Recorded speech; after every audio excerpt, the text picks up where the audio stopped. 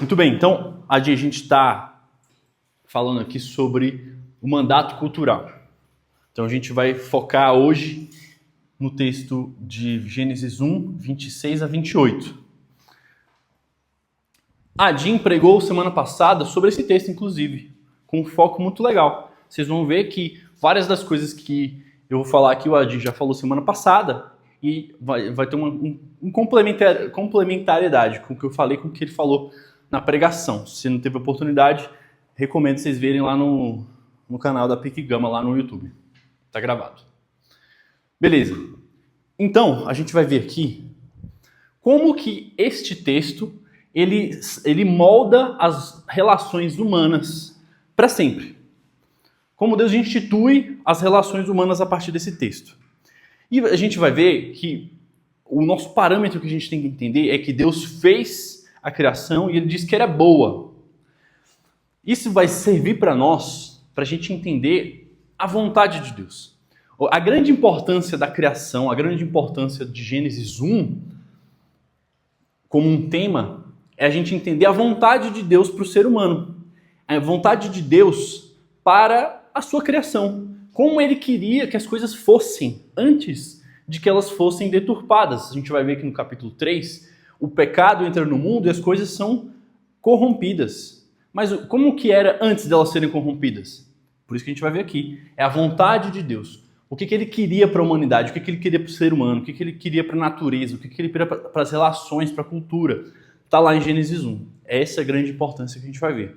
E eu vou trazer aqui, então, 4 relacionamentos que esse texto mostra, que a gente vai, que ele vai determinar para a gente. A gente vai ver que existe cada problema, existem problemas. Os problemas que a gente vê na sociedade hoje, elas são, na verdade, o quê? Uma boa estrutura torcida na direção. A gente vai ver esses conceitos mais para frente, o que é estrutura e o que é direção, tá bom? Vou mostrar aqui então para vocês 4 relações. Uma relação que a gente tem com Deus, a relação que a gente tem com o meio ambiente, a relação que a gente tem com a sociedade e a relação que a gente tem com a cultura. São esses 4 relacionamentos que são mostrados nesse texto. A gente vê que ela tem uma estrutura boa. O que seria estrutura, pessoal? A estrutura é como que ela foi formada. A estrutura a gente vê como algo sendo bom. Deus ele forma e ele cria aquilo que a gente chama de estrutura. Esse autor que a gente está seguindo aqui, que chama Albert Wonders, tá? Eu esqueci de falar no começo da aula, mas a gente está seguindo esse livro aqui. Essa aula é do livro Criação Restaurada, do Albert Wolters. Então, ele traz lá o conceito de estrutura. Então, Deus ele traz a criação, ele tira as coisas de um estado de caos para um estado de ordem, e esta ordem é o que ele chama de estrutura. Então, o que ele cria é a estrutura, ela é boa. Então, a gente vê qual é a relação do ser humano com Deus lá em Gênesis 1. É uma relação de adoração, de relacionamento, de contato direto. Deus com o ser humano. É uma estrutura, isso é boa, isso é a vontade de Deus. A relação do ser humano com o meio ambiente. O mundo era bom. Lembra que eu falei para vocês que as religiões antigas viam o mundo como sendo mal, a matéria como sendo alguma coisa ruim? O mundo era bom, o meio ambiente, o ser humano tinha uma relação boa com o meio ambiente. Deus ele deu as capacidades para o ser humano interagir com o meio ambiente, e o ambiente que eu estou falando são as plantas, são os animais, é a terra.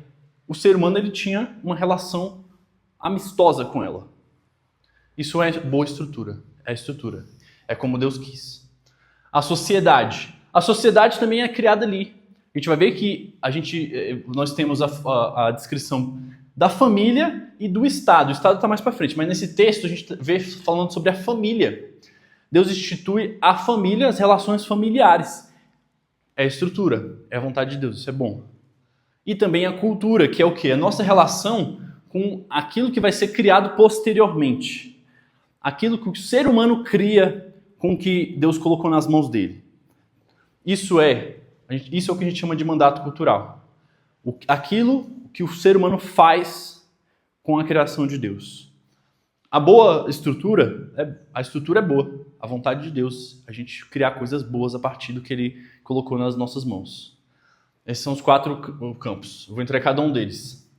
Elas foram deturpadas. E isso a gente chama de direção. É uma boa estrutura com uma direção torta. Se a gente tem uma adoração, que é uma boa estrutura, a gente tem uma filosofia chamada deísmo, que fala que Deus ele criou as coisas e ele não se relaciona com o ser humano. No meio ambiente, a gente tem, por exemplo, o gnosticismo, que fala que a matéria é má. As religiões antigas, que falam que as coisas são más. Essa é uma deturpação, uma direção torta.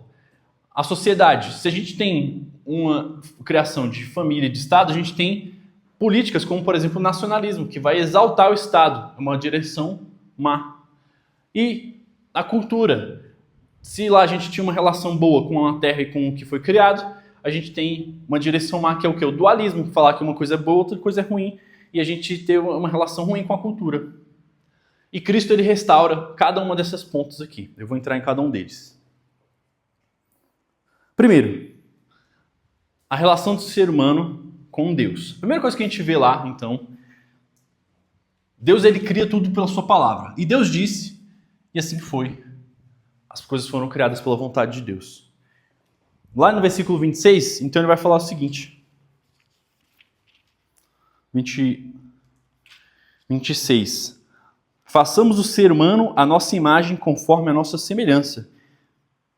Então esse aqui é o princípio fundamental. Deus criando o ser humano conforme a semelhança, a imagem, dotado de direitos, de valores intrínsecos, porque é a imagem de Deus. Assim como a Di falou também na pregação da semana passada. A nossa relação com Deus é essa relação de imagem, criatura feita em imagem e semelhança de Deus. Uma boa relação. Essa é a nossa relação que a gente tem com Deus, o Criador. O ser humano ele tem uma boa relação com o Criador. Ele foi feito pelo Criador para adorá-lo, para servi-lo, para ter um relacionamento com Ele. E não para deixá-lo de lado, não para viver uma vida à parte do seu Criador. A vontade de Deus é que sua criação fosse parte ali do dia a dia. Que o Criador fosse exaltado, que ele fosse glorificado no seu dia a dia.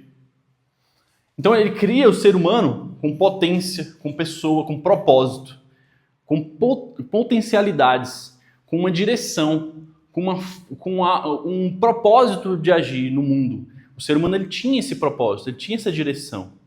Então ele tem... A gente está falando de uma criação, esse é um conceito importante para a gente futuramente. A gente está falando de uma criação direta e uma criação indireta. Isso é interessante. O que é uma criação indireta? A gente vai ver mais para frente. Deus ele cria todas as coisas. Ele coloca na mão do ser humano responsabilidade de cuidar. Lá no capítulo 2, versículo 15, fala o seguinte. O Senhor Deus tomou o homem e o colocou no jardim do Éden para cultivar e guardar. Cultivar e guardar. Isso é muito importante. Por quê? Guardar é função de proteção. Você não deixar com que aquele ambiente seja deteriorado ou com que alguém de fora o deteriore. Mas tem uma outra coisa aqui, ele fala sobre cultivar. A ordem de Deus era para que ele cultivasse, ou seja, desenvolvesse o jardim. Não somente cuidar do jeito que ele estava, mas desenvolver a potencialidade dele. Criar coisas a partir dele.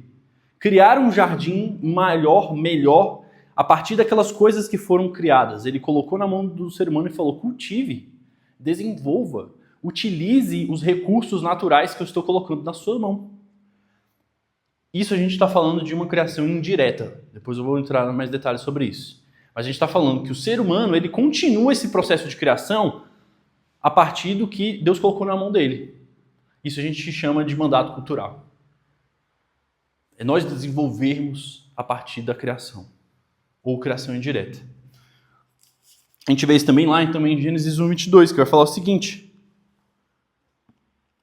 E Deus abençoou dizendo, sejam fecundos, multipliquem-se e encham as águas dos mares da terra e se multipliquem as aves. Então ele dá para a sua criação. Esse daqui, ele está falando, essa ordem ele não é para o ser humano. Então ele está dando essa ordem também para os animais, para eles se multiplicarem, para eles crescerem. Então a ordem, Deus cria e ele coloca na sua criação uma potencialidade para ela continuar crescendo, cobrir e se desenvolver e popular. Cuidado aí, quase derrubou. Você deu cotovelo? Não, é o vento. Ah, é? Tá. Beleza. Portanto, a gente está falando o quê? Que existem... Quando o pecado entra no mundo, existem distorções.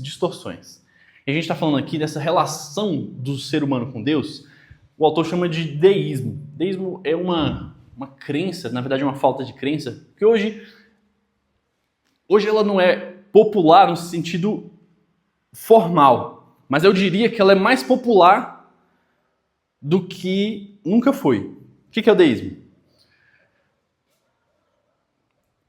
Você conhece o termo ateísmo, que é a respeito de uma pessoa que fala que não existe Deus. Beleza. No deísmo, as pessoas elas até acreditam que existe uma força superior, um criador, algo que fez as coisas. Só que este criador não é uma pessoa que se relaciona, que você pode se relacionar com ele. São as leis da natureza, são alguma força, mas ela não tem uma intenção, ela não tem um propósito, ela não tem uma vontade. Portanto, você não se relaciona com ela. Isso se chama deísmo.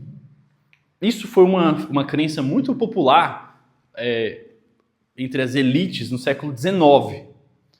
Que aquelas pessoas estavam começando a abandonar a fé, mas elas ainda tinham algum tipo de crença. E eu digo que isso é importante para a gente entender, porque eu acho que isso hoje ele é mais popular do que nunca foi. Porque eu acho que existem muitos cristãos que estão exatamente nessa categoria aqui. Acreditam que existe um Deus, uma força, um Criador, mas tem zero relacionamento. Tem zero responsabilidade. Ele não participa do dia a dia dessa pessoa. Deus não participa das decisões dessa pessoa. Na prática, ela vive como se Deus não existisse. Isso é deísmo. Isso é uma distorção, por quê? É um Deus distante. É um Deus que nos serve. Não está cheio das igrejas falando de Deus, eu vou fazer e Deus vai me retribuir, como se Deus servisse a gente. Isso é deísmo, isso não é cristianismo. Cristianismo, na criação, é a criatura servindo ao Senhor, servindo a Deus. Nós nos colocamos como criaturas. Na religião moderna, Deus está distante. E ele está lá para me servir. Então eu faço, eu dou, ele me serve. Deísmo. Isso é uma distorção. A vontade de Deus é o quê? Um relacionamento. Por isso que a gente vai falar aqui de restauração. Lembra sempre disso. Criação, queda e redenção. A redenção ela vem o quê? Para restaurar as coisas. Como é que funciona a restauração? Um culto como um serviço e submissão. A vontade de Deus, que é a estrutura, é o quê? Um relacionamento com Deus.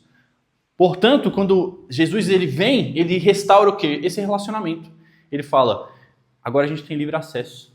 Agora você pode orar direto pra gente. Você não precisa entrar no templo, você tem livre acesso, você pode ter um relacionamento, você pode conversar, você pode orar direto. Porque o Espírito Santo vai interceder por você. Ele restaura o quê? Esse culto, né? Essa relação que a gente tem com Deus. Eu tô falando só do culto aqui, domingo à noite, não. É essa vida de culto, de estar diante de Deus. Essa é a primeira vontade. Então, que a gente vê aqui, o relacionamento nosso com Deus. Segundo, as espécies, ou seja, o relacionamento com o meio ambiente.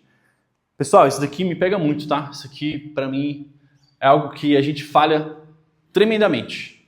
Eu vejo que várias das falhas da igreja evangélica hoje está exatamente nessas falhas da criação. Então a gente está falando aqui do relacionamento com o meio ambiente. Cada ser, aqui em Gênesis 24, 25, cada ser de acordo com a sua própria espécie.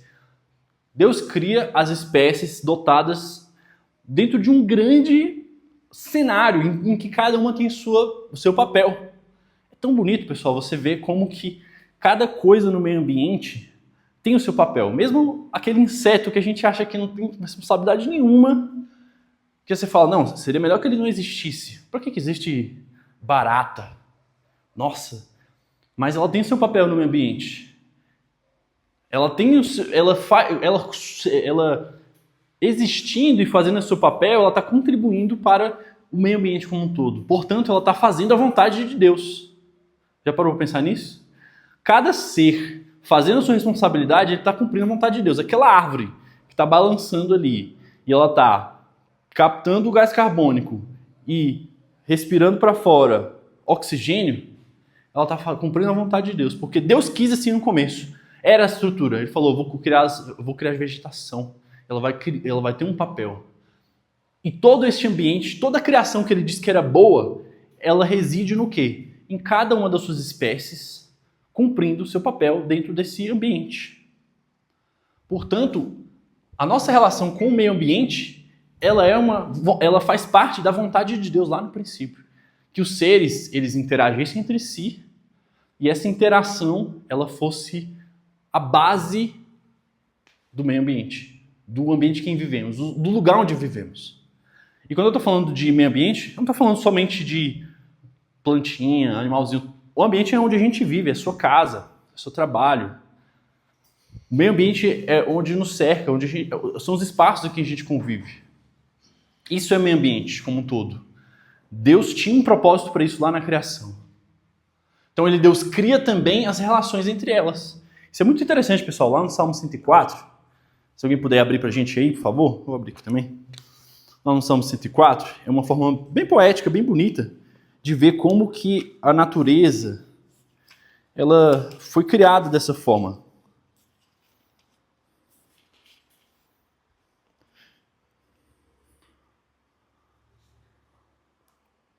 Salmo 104 diz o seguinte: bendiga, Senhor, a minha alma. Senhor Deus meu, tu és grandioso. Estás revestido de glória e de majestade, coberto de luz, como de um manto. Tu estendes o céu como cortina. Pões nas águas o vingamento da sua morada. Toma as nuvens por carruagem. Voa sobre as asas do vento. Fazes teus anjos ventos e teus ministros labaredas de fogo. Lançaste os fundamentos da terra, para que ela não se abalasse em tempo algum. Tomaste o abismo por vestuário e cobriste. As águas ficaram acima das montanhas. Com a sua repreensão as águas fugiram. A sua voz e o seu trovão bateram em retirada. Levantaram-se os montes e desceram os vales, até o lugar que havia preparado. Puseste as águas divisa que não ultrapassarão, para que não voltem a cobrir a terra. Tu fazes rebater fontes no vale, cujas águas correm entre os montes. Dão de beber a todos os animais do campo. Os jumentos selvagens matam a sede. Junto deles, as aves do céu têm o seu pouso. E por entre as ramagens, elas se põem a cantar. Pessoal, e aqui segue, tá? Não vou ler ele todo não, mas veja quão bonito esse salmo dele descrevendo a função de cada uma dos seres vivos, não só dos seres vivos, mas de todo o ambiente, como que isso tudo revela a glória de Deus.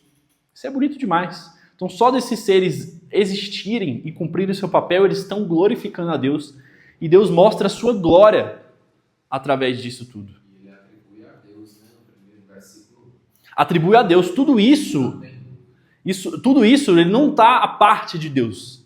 Deus ele é o Criador, ele estabelece, e tudo isso ele gira em torno da vontade de Deus. Isso é maravilhoso. Então o meio ambiente, a relação entre as espécies iguais e diferentes, entre as espécies diferentes, elas fazem parte da vontade de Deus. É da vontade de Deus que elas interajam e que elas cumpram o seu papel ali no ambiente. Muito bonito esse salmo aqui, eu dou vontade de ler ele completo. Olha o 19. Fez a lua para marcar o tempo, o sol conhece a hora de se pôr, envias as trevas e vem a noite, a qual vagueiam os animais da selva. Os leõezinhos rugem pela presa e buscam de Deus o sustento.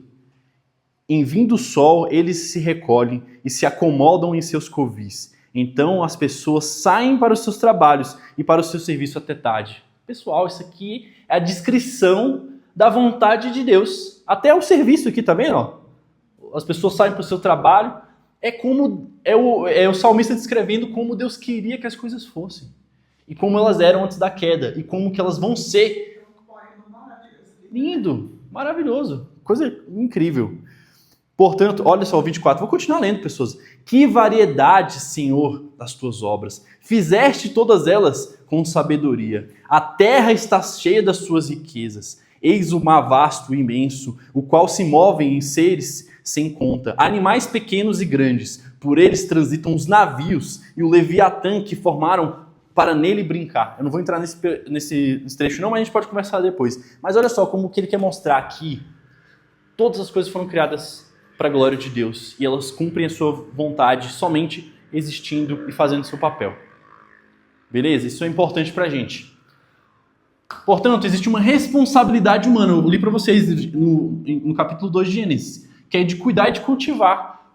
Cada um tem seu papel. E o papel do ser humano é importantíssimo, que é de cuidar e de cultivar, desenvolver esses recursos que Deus colocou na nossa mão e cuidar para que eles sejam preservados. Queridos, me entristece muito em ver que os cristãos eles não estão engajados nessa pauta de meio ambiente. Quando a gente fala de meio ambiente, as pessoas jogam para pautas políticas. Ah, então você é da ala tal, você apoia fulano, você é do espectro tal político. Como se isto fosse uma causa de um espectro político específico, de partido político específico. Eu queria que os cristãos fossem conhecidos por isso aqui, antes de qualquer coisa. Ah, quem são os cristãos? São aquelas pessoas que cuidam do meio ambiente, que cumprem o papel de cuidar e de cultivar. A gente abandonou isso aqui de sobremaneira e passou a utilizar o quê? Aí que vem a queda. A gente passou a utilizar esses recursos para desenvolvimento e para a gente criar nossos próprios ídolos. Lá em Isaías conta uma parábola muito interessante que fala o seguinte: um cara plantou uma semente, ele regou, cuidou ela a vida inteira e ela começou a crescer. Podava essa árvore e ela crescia, adubava. Dia e noite ele cuidava dessa árvore. Ela cresceu e com os anos ela ficou grande e forte.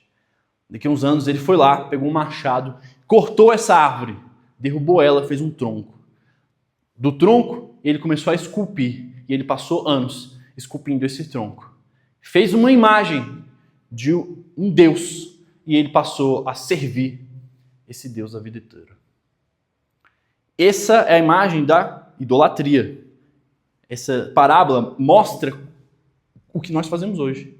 Que é nós pegarmos aquilo que era bom, aquilo que era estrutura, certo? Um recurso natural que Deus nos deu, a árvore para nos dar alimento, para nos dar sombra, para nos dar ar. E a gente fez daquilo que um Deus, e a gente passou o quê? A idolatrá-lo. Portanto, geralmente, a idolatria, o pecado, ele vem exatamente de algo bom que é distorcido. Por isso que a gente está falando de estrutura e de direção. A estrutura era boa, a árvore era boa. Será que a árvore é ruim? Não, a árvore era boa. Só que a estrutura, a direção que foi dada para aquela árvore, que é criar um ídolo e servi-lo, a direção foi ruim. E é isso que a gente faz. A gente usa o meio ambiente para a gente criar nossos próprios ídolos. Então a gente desenvolveu, os seres humanos desenvolveram a natureza, seus próprios ídolos. A ganância, o mercado, os objetos, o dinheiro, a gente acabou criando ídolos para a gente, com os recursos que Deus nos deu. Deus deu para a gente utilizar sabiamente, a gente acabou criando ídolos a partir daquilo. Não só isso, como a gente começou a destruir, a gente começou a se valer deles. Isso serve para nós. Então a gente vai extrair ao máximo até aquilo acabar. Pessoas, imagina como fica Deus. Eu fico tentando imaginar como fica Deus quando ele vê uma espécie entrando em extinção. Que absurdo o ser humano conseguir extinguir uma espécie inteira. Matar todos os indivíduos de uma espécie até não existir mais uma espécie. Imagina como fica Deus vendo isso. A tristeza que isso causa para ele. Eu fico imaginando a tristeza que Deus vê com os rios poluídos. Um rio que você não pode banhar porque ele é poluído demais. Uma praia que está cheia de esgoto e você não pode se banhar, senão você pega doença de pele. Deus ele deve ficar olhando isso com a tristeza que isso deve causar no coração de Deus. É a gente deturpando a criação, o meio ambiente. Para criar armas. Para criar armas. Criar armas, exatamente. Pior ainda. A gente usa para criar armas, para matar pessoas, para dominar outras culturas. Portanto, a gente precisa do quê? Dessa restauração. E a imagem que a gente tem lá em Apocalipse 21 é, novamente, de um mundo bom, uma ressurreição, eu falei para vocês, não é o escape desse mundo, não é a destruição desse mundo. Apocalipse 21 vai falar para a gente de uma ressurreição e de uma nova terra.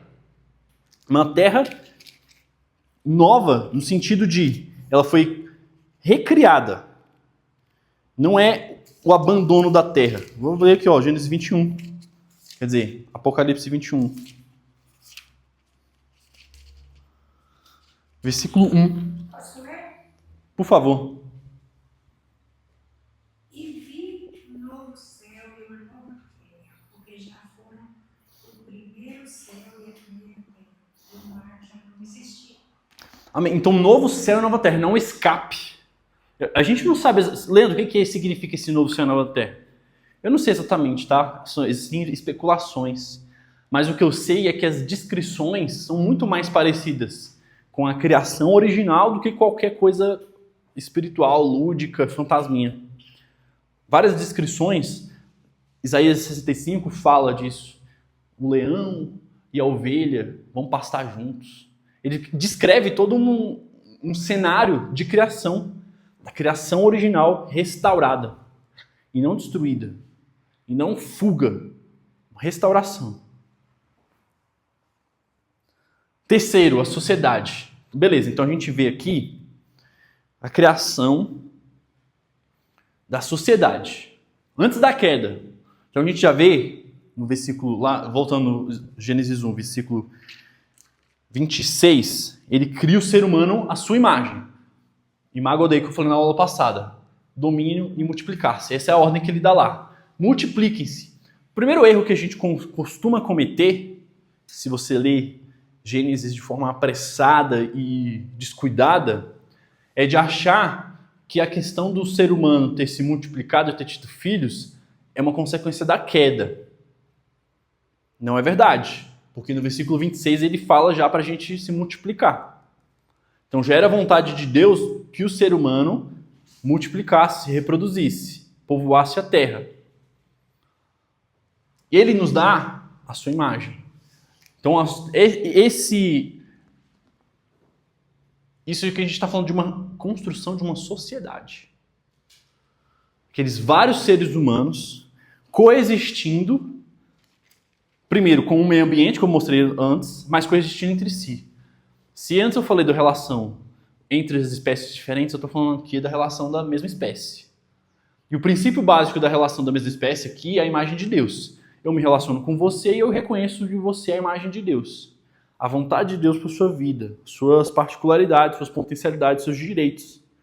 Porque você é a imagem de Deus. Então, o padrão, a base de uma sociedade segundo a vontade de Deus é a imagem de Deus, que todo ser humano tem.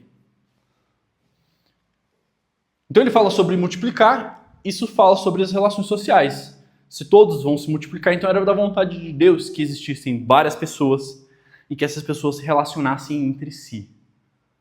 Com cooperação, uma reconhecendo a imagem de Deus na outra, interagindo entre si para o bem comum, cumprindo a vontade que ele falou, que é de cuidar e de cultivar.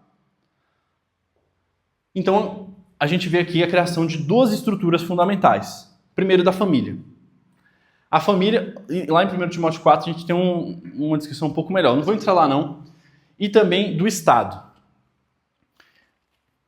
É vontade de Deus que essas instituições, essa sociedade, ela seja gerida pela família e pelo Estado. Lá em 1 Pedro a gente vem a respeito disso também. Como que isso vai se formar, como que isso vai se relacionar posteriormente, isso já é outra coisa. Mas que Deus cria a família a partir de um relacionamento entre um homem e uma mulher, que eles vão dar vão criar filhos e eles vão passar para os filhos o ensinamento que eles receberam de Deus, isso é fato. A Jean falou sobre isso na pregação do domingo passado também. É da vontade de Deus. Então ele forma a família aqui. Não somente a relação do homem com a mulher, que já tinha formado, mas também com os filhos. Um casal monogâmico, um homem e uma mulher e seus filhos. Essa era a base. Agora, eu quero falar uma coisa importante para vocês a respeito de família, tá? A gente tem uma visão bíblica de família muito idealizada. As pessoas elas vão correlacionar a vontade de Deus à estrutura familiar. Que existe uma estrutura, uma formação familiar que é a vontade de Deus. E isso cumpre a vontade de Deus. Isso, em parte, é verdade, mas em parte não é. Por quê? A família em si ela é uma estrutura, mas ela pode ter uma direção errada. Lembra que a gente falou de estrutura e direção? Ela pode ter uma direção errada. Então, o fato de ser família, pai, mãe, filhinhos, por si só, não garante que a vontade de Deus está sendo cumprida. Porque existem famílias dessa forma que são disfuncionais. Existem famílias que têm essa formação e não cumprem a vontade de Deus. Existem famílias com essa formação em que existe abusos físicos, psicológicos dentro de casa. Na Bíblia tem exemplos de famílias que são formação bonitinha e que não cumprem a vontade de Deus. Então, somente você ter essa estrutura, pai, mãe, filhinhos, não significa necessariamente que a vontade de Deus está sendo plenamente cumprida. E também existem famílias que elas não têm essa formação específica que cumprem a vontade de Deus. Posso citar a própria família de Jesus, em que José não era o pai biológico de Jesus, mas ele cuidou de Jesus, o ensinou sua profissão, dava para ver que ele ensinava, educava dentro da tradição, ensinava a lei, não sendo uma família funcional do jeito que a gente imagina, porque José era o pai adotivo de Jesus. Vou te dar um outro exemplo. Para mim, essa é uma das coisas mais malucas da Bíblia inteira, tá? Talvez você nunca tenha pensado sobre isso. Mas a família que foi escolhida por Deus para ser a família que vai trazer e montar o povo de Deus é a família mais disfuncional que existe. É a família de Jacó. A família de Jacó é uma bagunça. Então, beleza. Deus ele escolhe Abraão. Primeiro, para começar, Abraão, ele tem um filho fora do casamento com uma concubina, que é Ismael. Manda sumir. Com H, exatamente. Depois, aí ele tem 2 filhos, Esaú e Jacó, que brigam desde o ventre. Um engana o outro. Já é uma família totalmente disfuncional. Depois, você vai ter o quê? Família de Jacó. Para começar, o casamento de Jacó já é uma maluquice. Porque ele quer casar com a Lia, é da Raquel, né? Ele queria casar com a Raquel, e aí ele trabalha 7 anos pro sogro dele, que o engana, e depois que dá outra filha. E ele despreza essa mulher, porque lá diz que a Raquel era bonita e a Lia era feia. Era por isso que ele desprezava. E ele trabalha mais 7 anos para ter com aquela mulher. E aí mostra lá que ele tem 2 filhos com a Raquel. E lá fala o quê? Raquel deu o filho pro Jacó para que ele prestasse atenção nela, para que ele pensasse nela. Essa era a ideia da Raquel. Era, eu vou ter um filho aqui, desse jeito ele vai me amar. Porque a Lia era estéril. Filho moeda de troca. Então ele tem uma filha, outra filha. Aí existe uma guerra entre... Ele é casado com 2 mulheres, certo? Olha a família que a gente está vendo aqui. Ele é casado com 2 mulheres.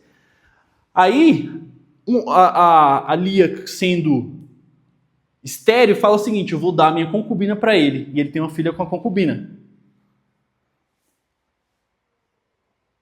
Aí, em troca disso, a Raquel vai lá e tem mais os 2 filhos. Então a Raquel tem 4 filhos.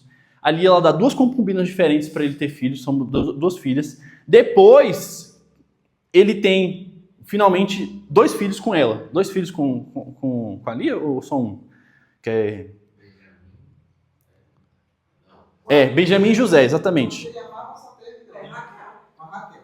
José e Benjamim da Raquel. Exatamente, eu troquei o nome de todo mundo, mas é isso, da Raquel. A Raquel finalmente tem filho, que é Benjamim e José. Então, no final das contas, você tem uma família com um pai, Jacó, que era o enganador, e ele tem filhos, 12 filhos, com 4 mulheres diferentes. 2 irmãs e 2 concubinas. Essa é a família escolhida por Deus. Então, assim, o que essa história nos conta é o seguinte, que Deus, ele trabalha apesar da família ser bonitinha ou não. E que somente do fato da família ela ser funcionalzinha não cumpre a vontade de Deus. E que Deus pode trabalhar e cumprir sua vontade mesmo em formatos de famílias diferentes. É a avó com o filho, é o primo, é a enteada que veio morar porque foi brigada não sei o que lá onde. Existem vários formatos de famílias diferentes. Então somente o fato de ser pai, mãe e 2 filhinhos não é suficiente. O fato dele ter usado essa família de disfuncional não quer dizer que ele aprove a disfuncionalidade. Ele não aprova a disfuncionalidade, mas ele trabalha apesar da disfuncionalidade. Exatamente. Portanto... das máquinas dos filhos de Jacó. Não, é terrível. Os caras, eles querem matar José. Só não mata José porque acho que foi Judá que não deixou.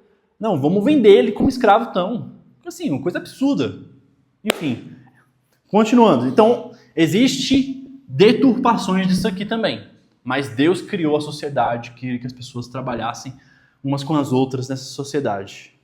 Em prol do bem comum, em prol da função que ele colocou desde o começo, que é de cultivar e cuidar o jardim.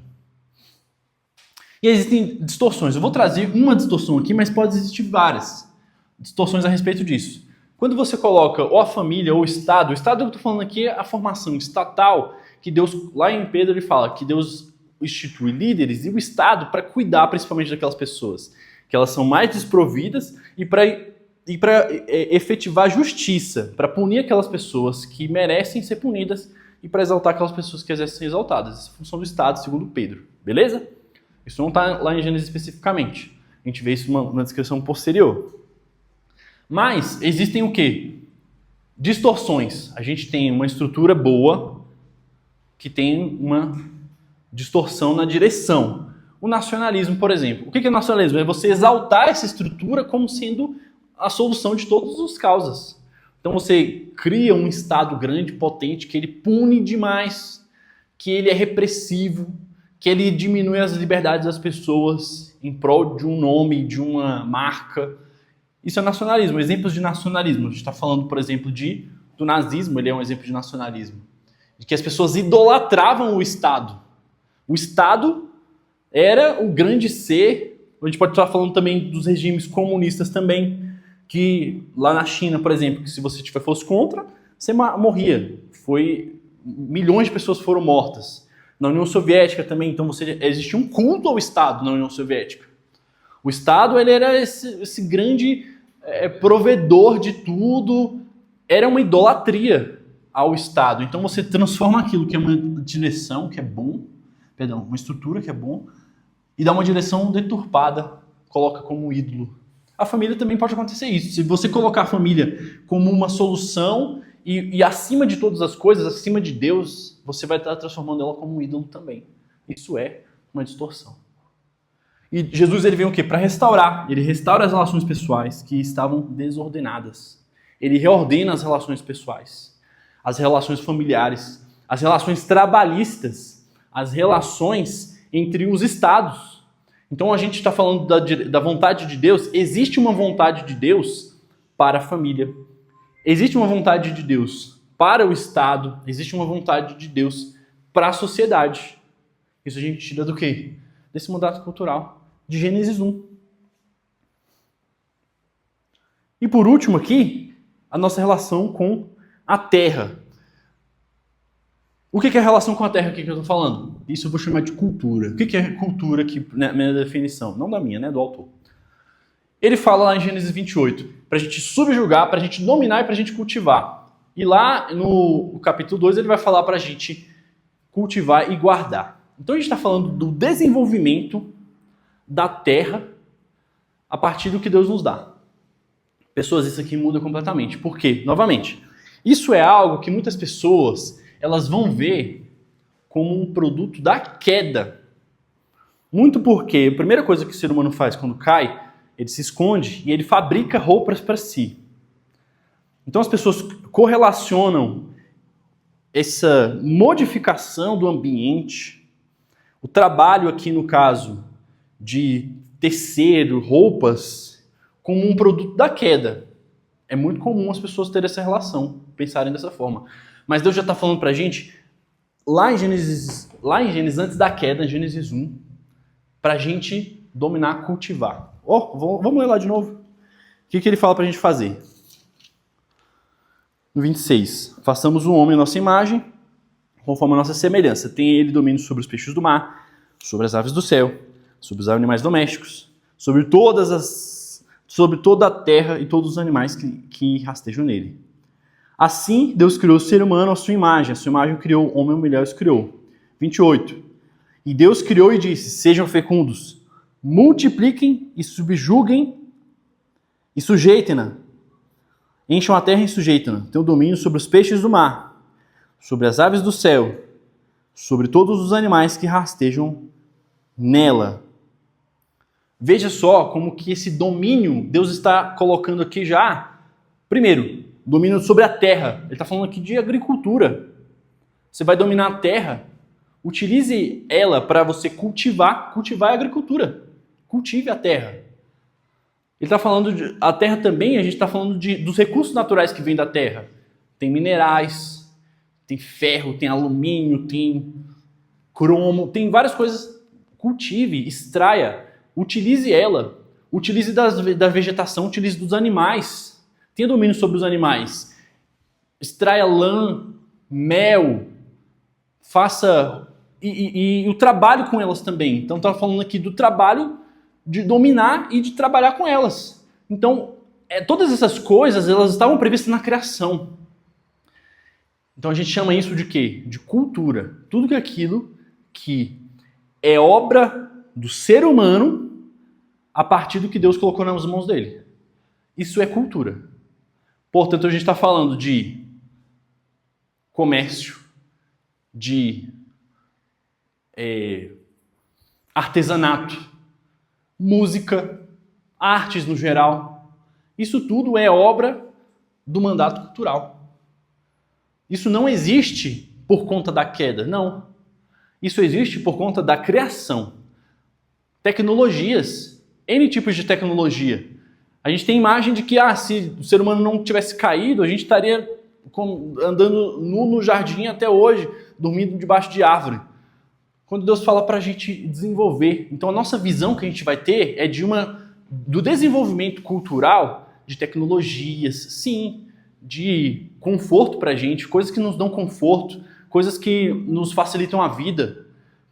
Imagina você como a medicina evoluiu, como que a nossa vida está melhor porque a gente tem tecnologias. Isso é o ser humano trabalhando a terra. É ele utilizando aquilo que Deus deu na mão deles, nossa, para a gente cultivar e desenvolver. Portanto, a nossa imagem não é de a cultura é ruim. Quando a gente vê as pessoas tendo ideia de que o desenvolvimento cultural e tecnológico é produto da queda, a gente tende a atribuir isso como algo ruim. Portanto, a gente tem que se apartar disso. Escolher culturas boas e ruins. Exatamente. Essa é do diabo, essa é de Deus. Exatamente. Então a gente acaba fazendo uma distinção entre o sagrado e o profano. Não, isso aqui é ruim, isso aqui é do demônio. Mas Deus, ele está falando, quando a gente olha com uma cultura como algo bom que Deus mandou desenvolver, a gente vai ter uma boa vontade muito maior. Então, para mim, essa é a grande mudança que existe quando a gente está falando sobre isso. Isso não é algo teórico. Isso é o que a gente vai viver na prática. Então, quando eu olhar para as artes, por exemplo, para a dança, para a música, eu estou vendo que é uma estrutura. Isso é bom. Deus criou. Deus queria que a gente dançasse, que a gente cantasse, que a gente pintasse. A cultura é boa. Fala alguma coisa, Andy? Você falou aí da questão do domínio, né? Que ele, no capítulo 1 ele sempre fala: dominem sobre os peixes, dominem sobre os animais, dominem sobre as plantas. E Deus fala reiteradamente no capítulo 1 desse domínio. Mas esse domínio não é destruir a natureza, porque no capítulo 2, versículo 15, ele diz qual é o propósito. O Senhor, Deus, colocou o homem no jardim do Éden para cuidar dele e cultivar. Cuidado fala dele, exatamente, ele não vai destruir. Proteção. Cultivar fala disso que você... Desenvolvimento. Desenvolver. Não vai ficar desse jeito, você vai desenvolver, você vai ser... E por que se desenvolver? Porque o homem feito à imagem e semelhança de Deus, ele tinha uma inteligência, um poder de criatividade como nunca houve. Que nenhuma outra criação tem. Nenhuma outra teve. Foi só perdendo essa imagem de Deus. Em vez de ficar mais inteligente, mais capaz, foi degenerando, né? A entropia, né? Vai destruindo, vai acabando, é o que a gente vê. Né? Eu estou lembrando aqui já no Novo Testamento, os talentos, né? Os talentos que ele deu para cada um. Os outros cultivaram, multiplicaram e aquele outro nasce com Deus. Mas aí já é uma coisa. Exatamente. Eu acho muito interessante como... eu não vou lembrar aqui a passagem, mas a primeira vez na Bíblia que fala a respeito de alguém sendo cheio pelo Espírito Santo é alguém que foi fazer um trabalho artístico. Que foram dois caras, lá cito os nomes deles, eu não lembro aqui agora, que foram... Bezalel e Aholiabe, que foram fazer os trabalhos no tabernáculo. Exatamente. Fazer cortina, fazer os objetos, os utensílios do tabernáculo. Exatamente. E Aholiabe. Esses dois caras, lá fala que eles foram cheios pelo Espírito Santo, lá fala o Espírito de Deus, para fazer esse trabalho. Era um trabalho artístico. Era fazer cortina, era bordar, era fazer escultura, era artista. De ouro, prata, ourives. Então você vê como que a gente, primeiro, que a gente só pensa em a pessoa cheia do Espírito Santo, é uma coisa muito emocional, né? Quando a pessoa é cheia do Espírito Santo, ela chora, ela sente um arrepio. A pessoa ela é cheia do Espírito Santo, ela trabalha. Profetiza. Isso tá certo, claro, mas isso não é o trabalho do Espírito Santo não é emocionar as pessoas, é fazer a obra de Deus.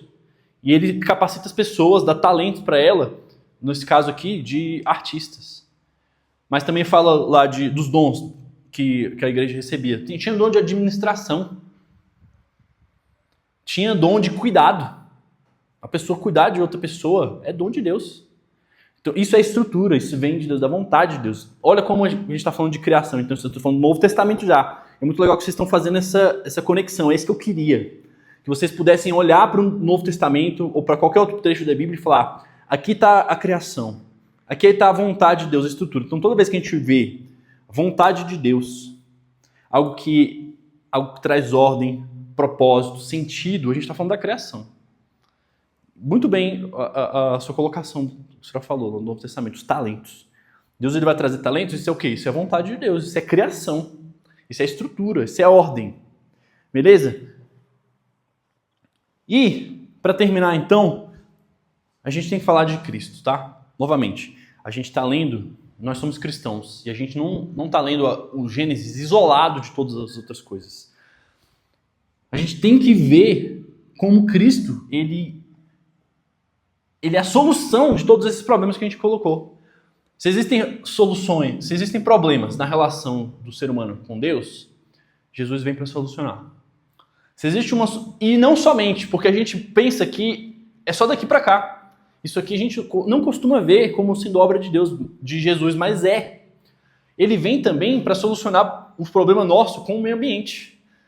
Lá no Novo Testamento fala que toda a criação aguarda ansiosamente pela manifestação dos filhos de Deus. Toda a criação. Toda a criação foi afetada pelo pecado. Toda a criação, imagina como eu falei para vocês, a extinção de uma espécie. um rio que é poluído, uma mata que é derrubada. Isso são produtos do pecado. Isso sim é pecado. Isso é produto da queda. E o meio ambiente acaba sentindo as consequências do pecado através das nossas mãos. E Cristo vem para restaurar isso também, a nossa relação com o meio ambiente. A nossa relação com a sociedade, uns com os outros, com a nossa família, com o Estado, com o trabalho, relações trabalhistas de patrão e de empregador. Cristo vem restaurar também. E a nossa relação com a cultura. Nós cristãos, crentes, a gente tem uma dificuldade muito grande com a cultura. O jeito mais fácil de você ter uma relação com a cultura que os crentes criam, que eu acho que é a pior, é a mais fácil e é a pior, é o de afastamento. Então tudo que é cultural você se afasta, assim você... Porque o quê? A cultura é ruim. Então a música é ruim, a comida é ruim, a roupa tal é ruim, porque isso é cultura, isso é do mundo. Mas quando a gente começa a ver a cultura como tendo uma estrutura boa, mas que tem uma direção deturpada, a gente pode o quê? Restaurar a cultura para uma direção que ela deveria ser. Eu tô falando que toda música é boa? Não. Toda roupa, toda comida é pra você comer? Não. Existem direções ruins. Mas a gente tem que ter uma relação mais saudável com a cultura. Porque se a gente acaba demonizando tudo. É do demônio, você não pode aproveitar as coisas culturais que nós temos. E se você for pensar, o que eu tô falando? Ir para uma praia, dançar uma música, ler um livro, ouvir uma música, assistir um filme. Olha só como a gente se priva de várias coisas, simplesmente se afastando. O cinema já foi do demônio. O cinema. Era proibido o pastor ir ao cinema. Exatamente. Na década de 80, mas e não era. O pastor ele tinha que declarar por escrito que não ia assistir filme, senão ele não era ungido pastor. Exatamente. E olha só a diferença. Ele não está falando de alguns filmes específicos. Cinema. Ele está falando de todos. Não é porque alguns filmes são ruins. Não, é porque o cinema é ruim. Quando a gente olha uma relação melhor com a cultura, a gente vai falar, não, o cinema é estrutura, é bom. Deus quis que a gente chegasse até aqui. Vão ter filmes ruins que eu não vou assistir. Mas eu posso aproveitar os filmes bons que vão me edificar. Vão ter livros ruins que eu não vou ler, mas vão ter livros excelentes que vão me edificar. Vão ter músicas boas que eu não vou ouvir, mas vão ter músicas que vão me edificar. Eu não estou falando só daquilo que é... Qual foi a solução da igreja? É o gospel. Então a gente cria um novo mercado, chama ele de gospel. E aí isso pode agora. Então pode essa roupa, pode essa música, pode esse filme, porque ele é gospel. Mas eu não estou falando disso, eu estou falando de que existe algo maior do que simplesmente você taxar assim, isso aqui é da igreja, não é. Isso aqui é sacro, isso aqui é profano. Muito bem, igreja. Então para terminar, o que eu quero mostrar para vocês aqui é como que a criação, ela determina a direção, assim, do como a gente lê a Bíblia e a cultura. Veja que se você tem uma boa relação com a criação, você entende que todo criado é bom, mas que foi deturpado pelo pecado, você vai ter outra visão da criação, outra visão do mundo, eu diria assim. E aí, para terminar, eu quero ler, então, primeiro, Colossenses 1, do 15 até o 20, que fala da primazia de Cristo nessa criação. Gálatas, Efésios, Filipenses, Colossenses. 15, fala o seguinte: Ele é a imagem do Deus invisível, o primogênito de toda a criação, pois nele foram criadas todas as coisas nos céus e na terra, as visíveis e as invisíveis, sejam tronos, sejam soberanias, sejam principados, sejam potestades. Tudo foi criado por meio dele, para ele. Ele é antes de todas as coisas. Nele tudo subsiste. Ele é a cabeça do corpo que é a igreja. Ele é o princípio, o primogênito dentre os mortos, para ter a primazia em todas as coisas. porque Deus achou por bem que nele residisse toda a plenitude e que, havendo feito a paz pelo sangue na sua cruz, por meio dele reconciliasse consigo mesmo todas as coisas sobre as terras e sobre o céu. Olha o finalzinho, que impressionante isso. 20, e que, havendo feito a paz pelo seu sangue na cruz, ou seja, se houve uma rebeldia e houve a paz entre a criatura e o Criador foi interrompida, Jesus ele estabelece a paz pelo seu sangue na cruz, por meio dele, reconciliar-se consigo mesmo todas as coisas. Quais coisas? Todas as coisas. Sobre os céus e sobre a terra. Todas as coisas sobre os céus e toda a terra. Toda criatura, toda criação vai ser reconciliada com Deus a partir da obra de Cristo. Se a gente não entender isso, a gente não entende o Evangelho, a gente não entende a Bíblia, não entende nada. Por isso que eu estou batendo tão forte na criação. Vocês têm que entender o que é criação. É Deus criando tudo bom, a imagem, a vontade dele. O pecado entra e distorce tudo. E Jesus vem e restaura todas as coisas. É isso que eu quero que vocês saiam daqui hoje. Então, o que a gente vai levar dessa aula? Jesus morreu e ressuscitou para reconciliar consigo todas as coisas. Que coisa bonita, que coisa bela. Amém?